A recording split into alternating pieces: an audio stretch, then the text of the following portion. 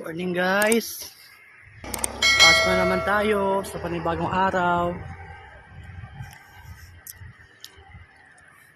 Ito yung buhay OFW. Pag sa Taiwan kayo, ang ginagawa dito, trabaho, bahay, yan, busy na yung mga tao sa work. Kaya wala na kayo makikita dito guys. Yung isang tropa ko andun sa tawid lalakad. Di yata niya ako nakita. Bagong trabaho as factory worker dito sa Taiwan.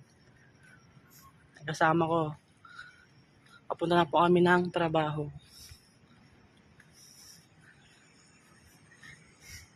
Hindi niya alam na nandito ako sa likod niya.